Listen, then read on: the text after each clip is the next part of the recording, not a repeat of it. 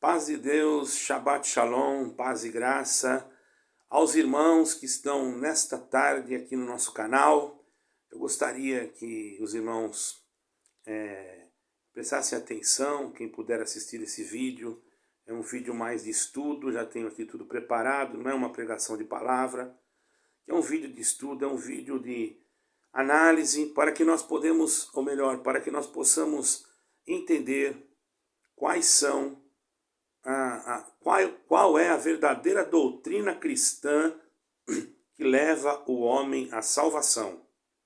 Então nós vamos dar uma explicação aqui para que vocês entendam qual é a doutrina cristã que leva o homem à salvação. Poderíamos perguntar até de uma outra maneira: qual a verdadeira doutrina cristã? Vamos colocar messiânica também, porque também os messiânicos também servem a Jesus Cristo, igual nós, porém chamam de Yeshua HaMashiach, mas isso aqui serve para nós e para eles, ok?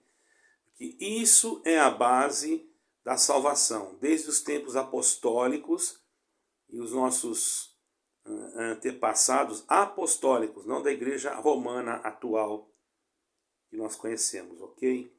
Então a verdadeira doutrina cristã, irmãos, ela tem base como o centro dela, a base central da salvação, pela graça, mediante a fé em Cristo Jesus.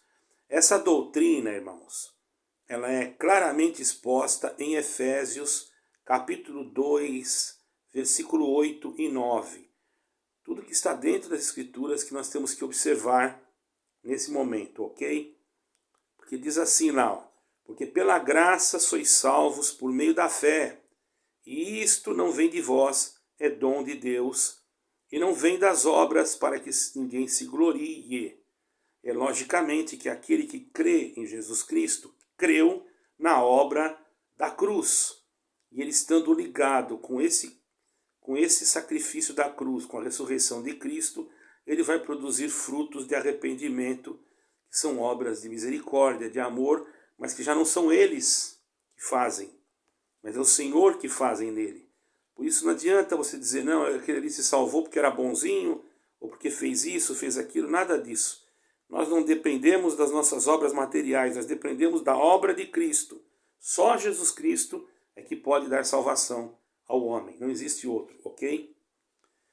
Então, e os usos e costumes, irmãos? Usos e costumes. Por quê? Tem muitos usos e costumes. E na outra parte desse estudo eu quero relatar alguns usos e costumes que são muitas das vezes questionados, e até por irmãos que vêm de denominações ou que estão em denominações que fazem parte desses usos e costumes, e nós não temos nada a ver com isso, se eles quiserem usar, mas eles não podem dizer que aquilo faz parte da salvação, porque seria colocar algo acima de Cristo, acima de Jesus Cristo, e isso não é conveniente para nada e para nenhum de nós que realmente cremos que Jesus Cristo é o único mediador entre Deus e os homens, ok?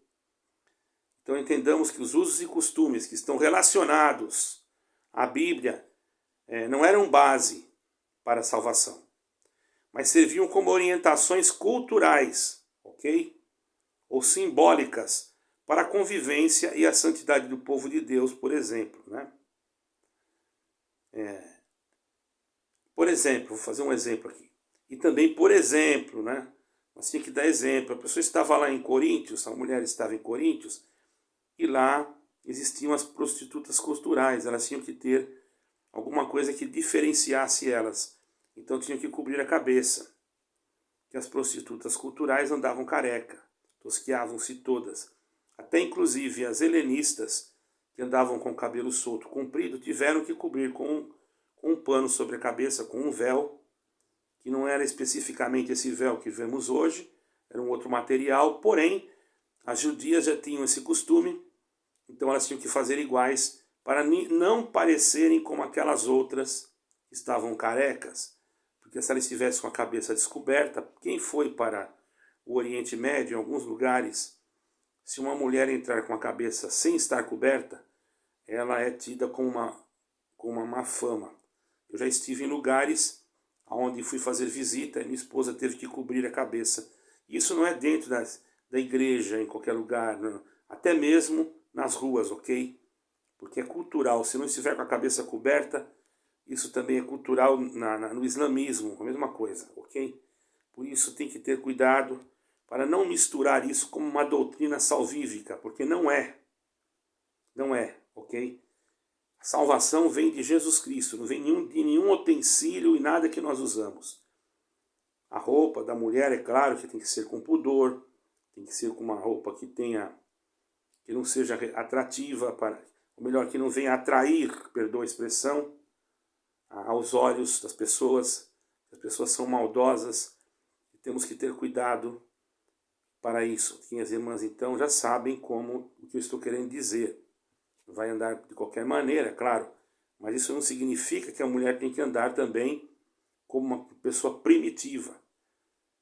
Temos que ter entendimento e conhecimento para não errarmos e não colocarmos um fardo pesado nas pessoas, e principalmente nas irmãs, que muitas das vezes sofrem até certas perseguições dentro de determinadas denominações, que são muito radicais e não conhecem realmente, não têm o entendimento bíblico de saber o que está escrito e o que pode e não pode, que não venha trazer nenhum problema ou nenhum ataque pessoal contra a pessoa, que muitas das vezes usa uma roupa diferente, porém com pudor, cobre o seu corpo, não anda de qualquer maneira, ok? Tenhamos cuidado para não fazer disso, irmãos, um motivo de desprezo para as nossas irmãs, que já têm sofrido muito, até mesmo nos casamentos, porque tem irmãos que são violentos, agressivos, não têm condições nenhuma de cuidar de uma família e depois, quando chega dentro de uma denominação, são paparicados, desculpa a expressão, pelos seus líderes, porque às vezes injetam coisas financeiras, dinheiro, em favores e etc. E se acontece alguma coisa, logicamente que o líder daquela denominação vai condenar a esposa e a sempre absolver o esposo. Isso eu sou testemunha porque a gente tem conhecimentos de causa a respeito disso. Tenhamos cuidado, irmãos, para não sermos enganados por falsos profetas e por falsos ensinos, para que nós não venhamos perder também a salvação da nossa alma, ok? Então, irmãos, eu vou dar um exemplo aqui. A circuncisão. A circuncisão, irmãos, era um sinal da aliança do Antigo Testamento. Estava lá em Gênesis 17, 10 e 11. Mas Paulo ensina no Novo Testamento, a verdadeira circuncisão é do coração. Romanos 2, 29. Você vê como as coisas mudaram após ter vindo Yeshua, ter vindo Jesus Cristo? Mas isso não impede, se a pessoa precisa ser circuncidado por algum motivo. Conheço irmãos que me falaram, irmão, vou ter que me circuncidar porque estou tendo um problema e está me trazendo problema no meu corpo. Não há nada demais, irmãos. Nós não somos salvos pela circuncisão. Nós já fomos circuncidados em Cristo, quando Ele deu a sua vida por nós no madeiro da cruz. Quer dizer, Ele foi para nós, irmão. Ele foi para nós aquele que circuncidou o nosso coração. Leis alimentares. Existiam leis alimentares. Eram boas? Sim, por que não? Se todos nós fizéssemos, comêssemos somente aquilo que... Irmãos, tem carnes que realmente eu nem gosto de comer, estão nas leis alimentares, mas nós estamos no Ocidente, às vezes somos obrigados, mas se puder evitar, porque faz mal, faz mal. Essas leis alimentares, inclusive, foram colocadas por Deus, justamente porque não queria que o seu povo sofresse, entendeu, irmãos? Existem certas simbologias também, na época do Antigo Testamento, você vai encontrar certas ligações entre isso, porém, as leis alimentares, irmãos, em parte da distinção do povo de Israel, eles usavam, mas foram abolidas em Cristo, se nós formos olhar. É só nós olharmos em Marcos 7, 18 e 19 e Atos 10, 15. Porém, se você tem desejo de cumpri-las, não tem problema algum, isso não vai infringir a sua salvação, isso vai... Eu vejo assim, irmãos, no meu olhar, não estou aqui querendo que você faça o que eu estou falando. Se você não sente comer aquilo, você tem, às vezes até tem repugnância daquilo, não coma. Eu sou uma pessoa que tem coisas que eu não como, irmão, que eu não gosto. Mas não é porque eu não como aquilo que eu quero que todo mundo não coma, porque se comer vai perder a vida eterna, não. Aí nós estamos judaizando o evangelho. Temos que ter cautela, porque o Senhor Jesus Cristo é a única solução e salvação para a nossa fé e para a nossa alma. Todavia, tem alimentos sim, que eu confesso para vocês, que não são muito saudáveis, né? Vamos falar da carne de porco, por exemplo. A carne de porco você acha que é saudável? Eu conheço pessoas que, infelizmente, por causa da carne de porco, pegaram um bicho de porco na cabeça, irmão. Hoje são mais tratados, tem alimentos, tem remédios que colocam como é que fala? Nas rações, né? Mas antigamente era criado em chiqueiros, e ainda tem gente que come tudo, quanto é coisa, né, irmão? Então é uma carne assim um pouco... Eu não tenho muita alegria de comer essa carne. Mas às vezes, né? Deus sabe todas as coisas, né? Não podemos julgar. Deixamos isso para Deus, irmãos. Cada um faz. O que entra pelo homem não contamina, porém temos que ter cuidado. Mas essas leis alimentares não vão dar salvação também. Porque se você cumprir as leis alimentares e não crer em Jesus Cristo, não adianta nada. Está entendendo? Então, essa parte é uma parte profunda, tem pessoas que acham que tem que ser, outras que não. Eu deixo aqui a minha opinião, cada um faz aí o que sentir. Eu creio que a salvação está em Cristo Jesus. Mas tem pessoas que não sentem, não comem mais aquilo, não querem, não se sentem bem. Irmãos, eu estava falando com um rabino e aprendi isso. Nós não podemos forçar ninguém. As coisas de Deus, elas são automáticas. Ok? Elas vêm automaticamente, você sente aquilo e pronto. Eu vejo dessa forma. Você pode ter outro pensamento que eu, tudo bem, porém, eu não condeno ninguém, nem pelo que come, nem pelo que bebe, mas eu sei que Jesus Cristo, se eu como, se eu bebo, é para Deus. E agradeço a Deus e peço que Deus abençoe. Os irmãos estão entendendo? Eu estou dando aqui razão, nem tirando a razão. Eu estou deixando aqui a critério daquele que sente. E tem coisas que são sentimentos. Eu conheço um irmão que ele não sentiu de nunca mais comer carne. Sentiu mesmo. E sabe que ele melhorou de saúde? Porque ele estava muito enfermo e já era para ter partido da terra. Hoje ele deve estar quase com 80 anos e está vivo ainda. Ele não come carne até hoje. Mas isso é uma coisa que ele sentiu da parte de Deus nele, irmão. Entendeu? Não é um mandamento assim específico que todos têm que copiar. Como eu já disse, salvação é pela graça. Então, não é por obra, certo, irmão? Mas se você se sente bem, louvado seja Deus. Agora, os 10 mandamentos, não. Os 10 mandamentos, até os apóstolos cumpriam os 10 mandamentos. Guardavam o Shabat e tudo. Mesmo que isso tudo, irmãos, era lei, mas era o decálogo. Então eles respeitavam, devido ao decálogo. Foi a única lei que foi escrita com o dedo de Deus. Irmão. Pode procurar na Escritura. Né? Então eu não acho mal nenhum.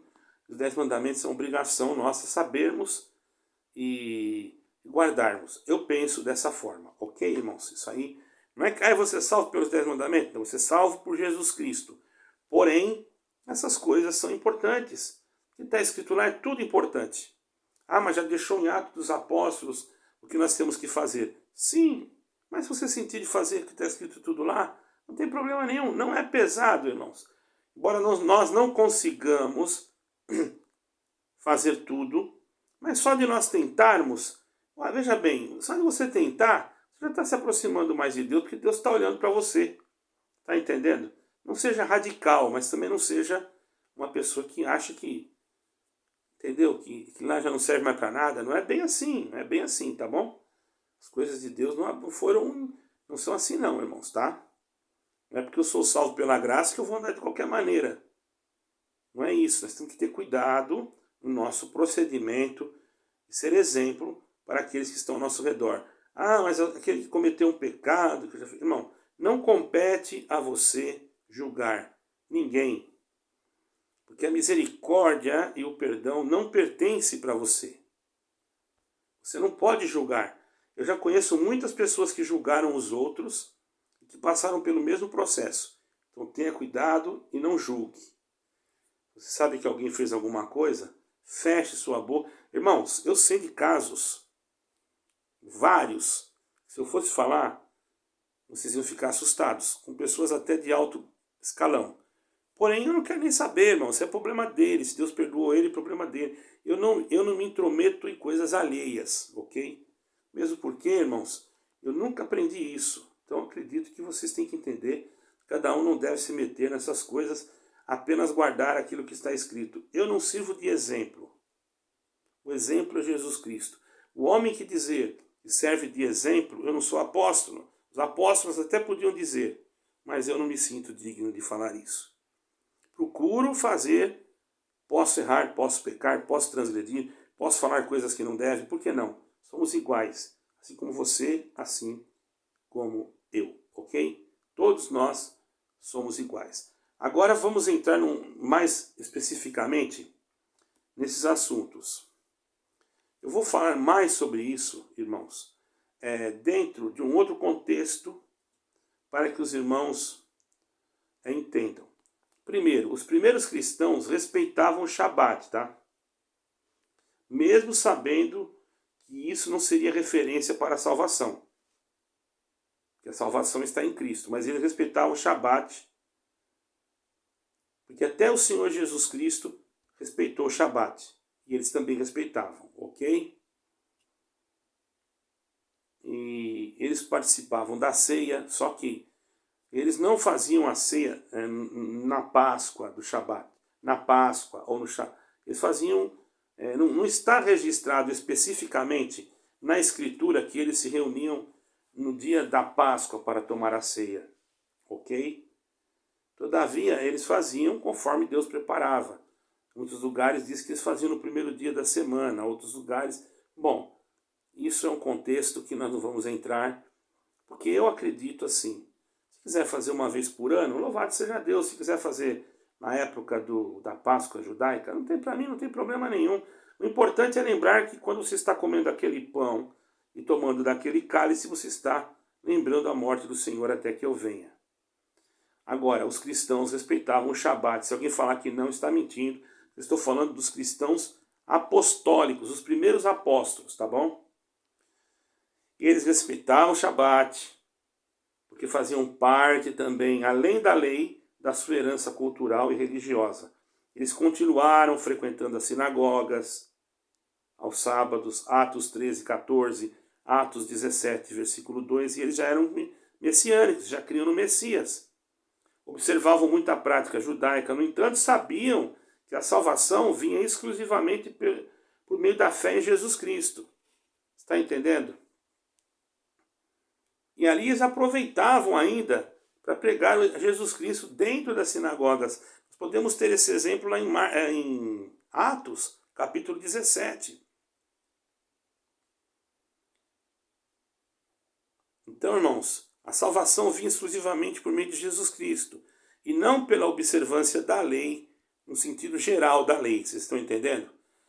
Da lei mosaica. Então, isso que está escrito aonde? Em Éfeso 2, versículo 8 e 9, Gálatas 2, versículo 16.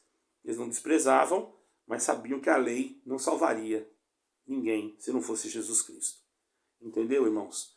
Mas que os 10 mandamentos eles respeitavam, ok? E nós também respeitamos, né? Inclusive, se você estivesse morando em Jerusalém, ou querendo ou não, você guardaria o Shabat, porque fecha tudo do lado judeu. Entendendo? Não como os ortodoxos, né, que tem que acender a luz de noite, tem que fazer a comida tudo na sexta-feira, se torna um sacrifício. Então o Senhor Jesus Cristo, ele amenizou as coisas.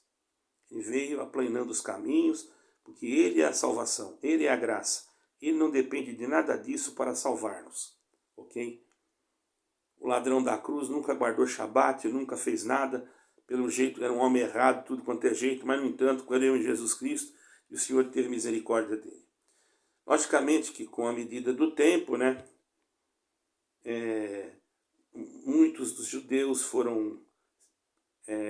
o evangelho foi mais vindo para o ocidente, então logicamente que muitos já não observavam bem o Shabat. Mas eu aconselho que os irmãos lembrem do Shabat, porque eu acho bonito, cada um pense como quiser, irmão, eu acho importante. Porque para mim, se você quer se aproximar mais de Deus, faça o seguinte, procure se aproximar mais de Deus mesmo, através de Jesus Cristo. Ah, você está judaizando o Evangelho. Eu não estou judaizando o Evangelho. Eu estou apenas dizendo que isso é algo bonito. Eu acho bonito, pelo menos. Cada um faz o que sentir, tá bom, irmão? Eu não estou aqui para... Não estou enfatizando nada sobre isso. Porque eu enfatizo Jesus Cristo. A liberdade em Cristo. Segundo Colossenses 2, versículo 16 e 17. Romanos 1, 14, versículos 5 e 6. Assim, o respeito ao Shabat era uma escolha cultural e não uma exigência. Era uma escolha, não uma exigência para os cristãos. Porque muitos sabiam que existia lugar que não tinha como guardar o Shabat. Logicamente que existe como guardar o Shabat num reinado onde que não se tinha jeito de guardar. Mas pelo menos lembrar dele, eu acredito que eles lembravam, né? Bom, tudo bem. Isso aí eu não vou entrar em detalhes agora. Ainda vamos fazer uma reunião, uma palestra sobre isso, e que será mais profunda para os irmãos entenderem melhor. Eu não quero aqui entrar em detalhes e nem desfazer do que os apóstolos primitivos fizeram. Então, agora, irmãos, hoje há algumas denominações que querem se aproximar da igreja apostólica primitiva. Porém, irmãos, esses movimentos de querer se aproximar não chegaram perto. Muito pelo contrário, irmãos, eles começaram a tomar caminhos e se aproximar mais da igreja que Constantino criou. Porque a igreja católica não veio da igreja apostólica, eu quero deixar bem claro isso. Mas as igrejas evangélicas saíram da igreja católica. Esse é o problema. Então, por isso, irmãos, temos que tomar cuidado, porque existem igrejas que praticam coisas que são realmente coisas da igreja romana, certo, irmãos?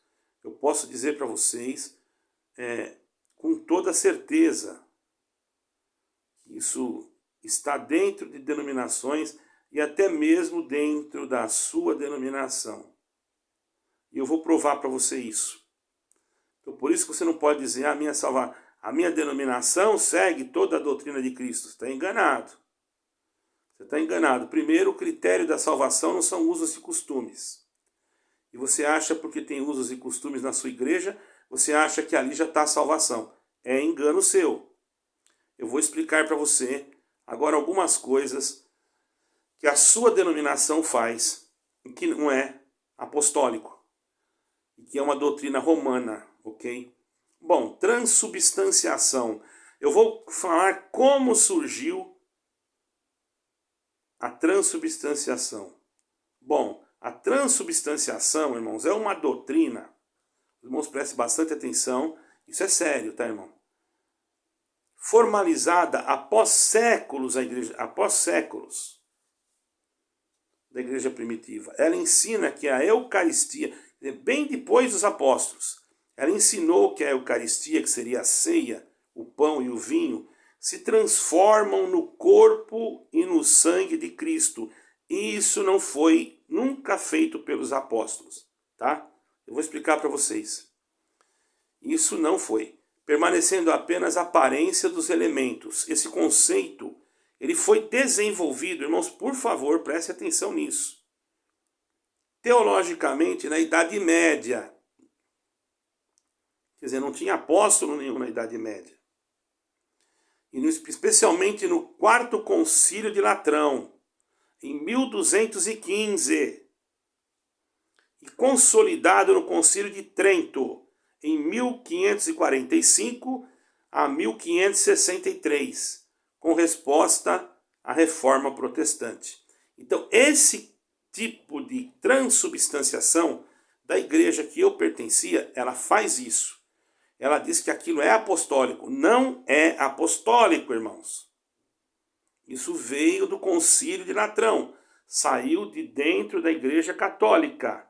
Os cristãos primitivos praticavam a ceia do Senhor com foco simbólico e espiritual. Não era nada, não materializava o corpo e o sangue como essas igrejas, aquela que eu saí, fazia, tá?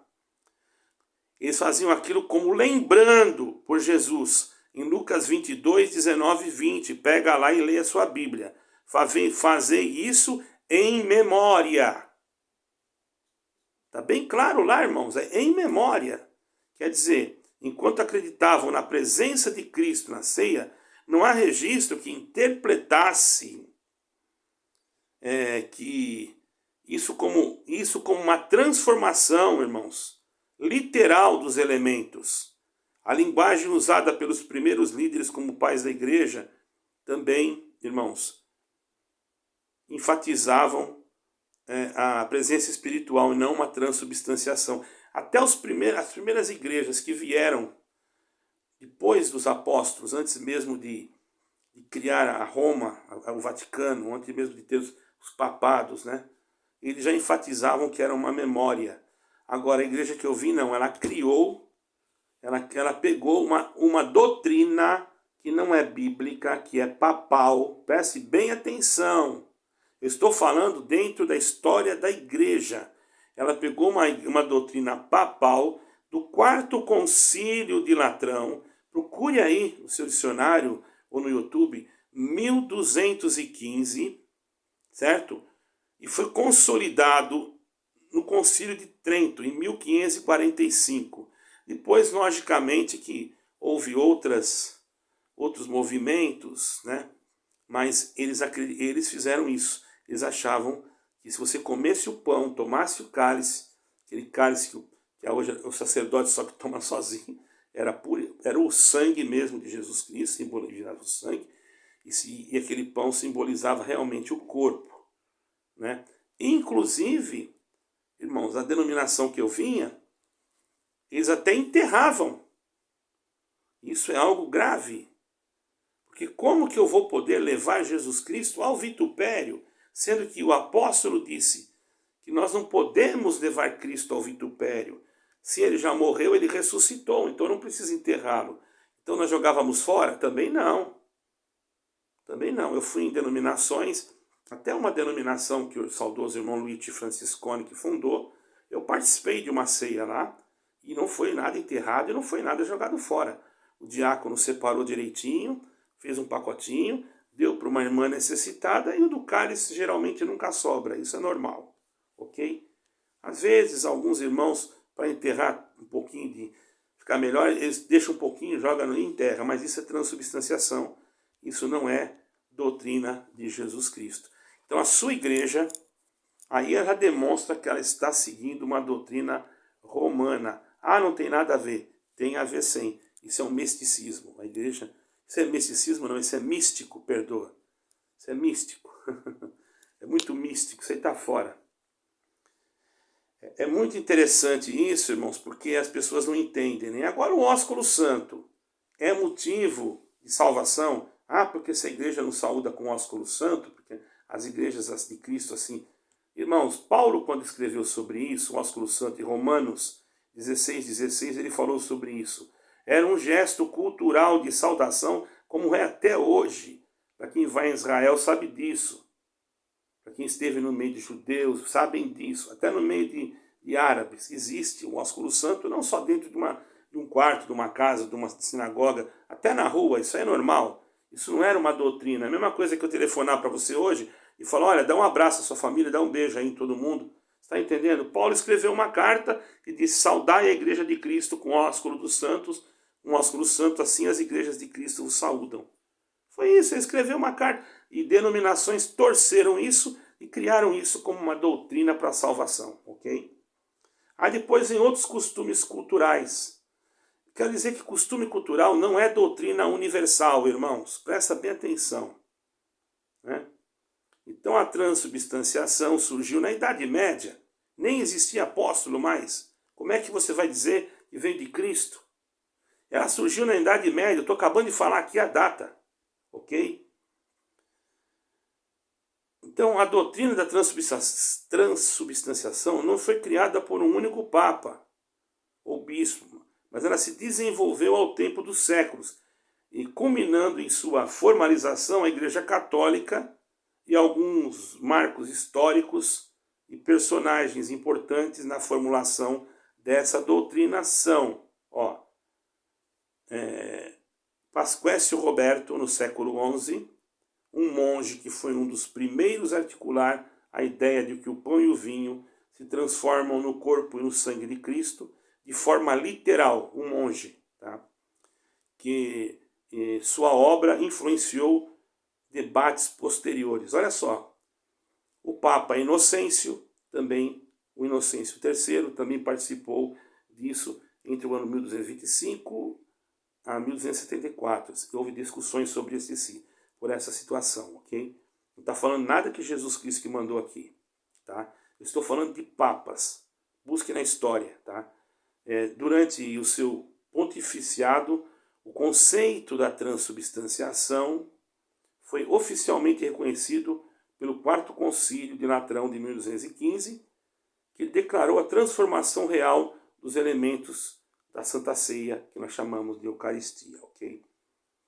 São Tomás de Aquino também, em 1225 a 1274, ele desenvolveu essa base filosófica da transubstanciação, usando a filosofia de aristotélica, não tem nada de Bíblia nisso, tá? E para explicar a mudança das substâncias enquanto as aparências permanecem. Ele usou uma filosofia para criar isso, entende, irmãos? Embora o Papa Inocêncio III tenha sido a central para a oficialização, irmãos, do termo e conceito, foi uma evolução teológica coletiva ao longo dos tempos. Agora, veja bem, a doutrina da transubstanciação, ela é totalmente católica romana, não tem que explicar mais sobre isso, e depois passou para outras tradições cristãs e ortodoxas, e muitas das vezes rejeitando o conceito literal, uns rejeitaram, outros aceitaram, e assim foi. E na nossa igreja onde eu frequentava, aceitou, e eles dizem que isso é bíblico, sendo que isso não está assim. Isso foi estudado depois nesses concílios. Paulo, Pedro, João, você não vai encontrar em lugar nenhum que manda sepultar o pão. Inclusive a ceia nem era feita desse jeito, tá, irmão? Agora, os elementos principais da doutrina de Cristo, para você entender o que é a doutrina de Cristo, irmãos, é arrepender dos pecados, ela exige arrependimento, fé, novo nascimento, a salvação pela graça, que está em Efésios 2, 8, 9, isso é a doutrina de Cristo. Ressurreição e vida eterna, está em João 11, 25. A doutrina de Cristo, irmão, é simples. A fé, arrependimento, transformação pelo poder do Espírito Santo, resultando em uma comunhão com Deus e uma esperança de vida eterna. Não tem nada dessas coisas aí. Agora é lógico que tem que ter pudor, tem que ter respeito, tem que andar dignamente, né? Tem que vestir de acordo para não ficar mostrando o corpo, mas não dizer que isso, desses modos e costume, é que salva. Você está enganado, ok? E a sua igreja tem resíduos da igreja romana. Fala isso para os seus líderes. Ele vai mandar você ficar quieto se não te tirar a liberdade. Isso é uma parte que Deus me dá de passar para os irmãos. Eu espero que sirva. Se os irmãos quiserem saber mais algumas coisas, peçam explicações. Ponham aí debaixo o que vocês querem saber e as suas opiniões com respeito. Com respeito, ninguém vai ser refutado, mesmo que você não concorde, mas com respeito. Não venha nos xingar aqui, porque se xingar palavrão e falar alguma coisa e é de alguma denominação que eu conheça, eu vou ficar até assim um pouco pensativo, achando mesmo se você é cristão. Deus abençoe a todos, fiquem com Deus, e graça e paz, shalom e paz de Deus.